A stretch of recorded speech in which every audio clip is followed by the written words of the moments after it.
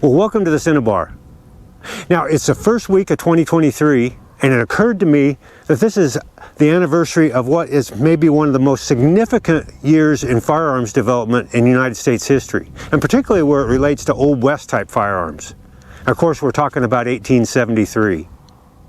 Now, most of us think first off, when we think of 1873, of the 1873 Winchester.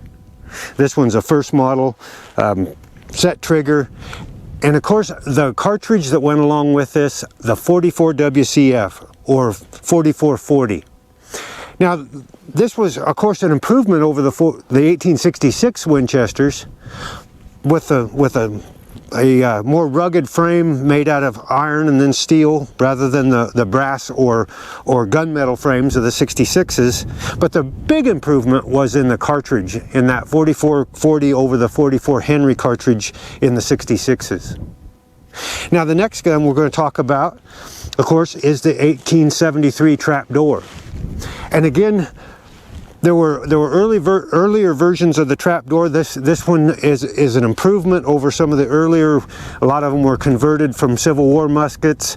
But the big improvement here again is in the cartridge that went along with the introduction of the 73, the 4570, which of course, like the 4440, is a very popular cartridge even now, 150 years later. Now, the third firearm we're going to talk about is really a revolution in firearms design as well as the cartridge that it came out with. And of course, we're talking about Colt's Model P, or as we know it now, of course, Single Action Army. And of course, the cartridge we're talking about is the 45 Colt, which was a significant improvement. You know, up to this point, Colt was primarily making percussion guns. They had just started making some cartridge guns and converting some of their earlier percussion guns to cartridge. But this one was a game changer. And of course, we know now that this Single Action Army, this design has been copied and manufactured over and over and over again over the next 150 years, been the inspiration for a whole lot of other models that have come out as well. And of course, the 45 Colt continues today to be an extremely popular cartridge. Now, as I mentioned, the early Trapdoor Springfields were conversions from early Civil War era muskets. They had millions of these old muskets laying around, and so they went back, they sleeved the 58 caliber barrels down to 50 caliber, cut in to the breech and put the trapdoors in, and then the later ones they actually rebarreled to a 50 caliber, and they were shooting a 50-70 cartridge. Now, it's not uncommon around here to find some 50-70 cartridges, because these early ones were used in the Indian fighting out here in the late 1860s. Most of those are inside or Bennett primed. I guess the military must have had a big contract for those inside prime cases, but it's kind of fun when you find them out here. Of course, the 4570 in the 1873 Trapdoor was a vast improvement over the 50-70. Now, let's see how this old girl shoots. Okay, so I have no idea where this old girl is going to shoot, so we're up close here and we'll put one onto a target and see where it's shooting.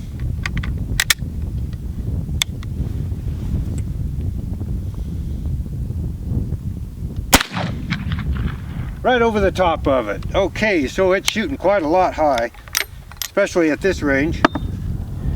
So let's see if we can shoot underneath one of those jugs. See what kind of a number we can do on them. Oh, there we go. What a great old rifle. 150-year-old rifle, still shooting great.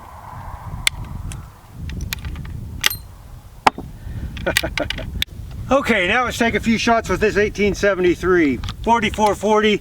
Of course, these first models were only offered in 4440. It wasn't until later on that they came out with in 3840 and 3220, and eventually even some 22 rim fires. This one's a dandy old rifle. It's got a really short front sight, so if I remember right, I shot it once a long time ago and it was shooting pretty high, so we're going to have to try to make up for that. We'll set the trigger on the first shot, and I'll shoot steel just to kind of see where it is shooting. Okay, I shot right at the bottom and it hit right in the middle, so I was right, this thing does shoot kind of high. Let's see if I can shoot at the base of one of those jugs. Hey, that worked. There we go. All right, one more. Okay, what a great old rifle. Now, it's kind of ironic that today you hear the 4440 along with 3840 and 3240 referred to as pistol caliber cartridges, when they were all developed for the 1873 Winchester. And it's also a bit ironic that most of the reproduction repeaters today are made in .45 Colt, which was designed for the single action army revolvers by Colt and never used in rifles back in the day. Even Colt's own repeating rifles of the day, the Colt Lightning slide action rifle and their Colt Burgess lever action rifle, were both chambered in, you got it, 44 WCF or 4440. And of course, since we've got them out here and talking about them, we do have to shoot them. There's my segue into being able to shoot these fine old guns. Here, let's put a couple of them in this Lightning. This one's a dandy. Pistol grip, half octagon, very rare. Not in great shape condition wise, but a fine shooter and a fun shooter at that. Okay, so let's see what we can hit here.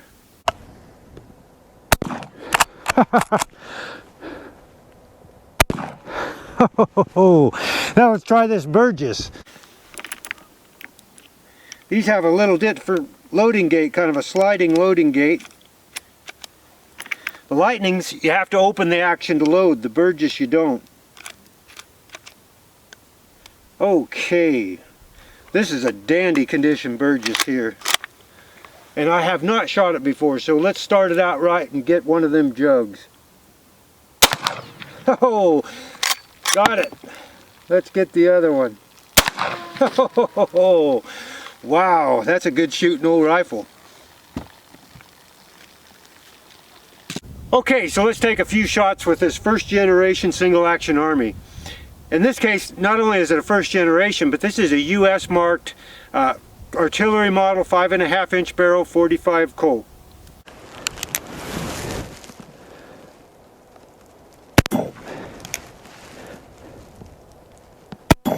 All right, she's a good old shooter. Oh, right through her. Let's shoot a little lower so we can get into the water. Hey, there we go. And one more. Let's get back on the steel. All right. Great old artillery revolver right there. Now, in the 20th century, Winchester's ad people came up with a phrase that's still used a lot today: the gun that won the West, to describe the 1873 Winchesters. Now, if we're talking about the early settlers, that's a description that fits pretty well, because these were extremely popular among the early settlers, both in terms of self-defense use and for putting game on the table.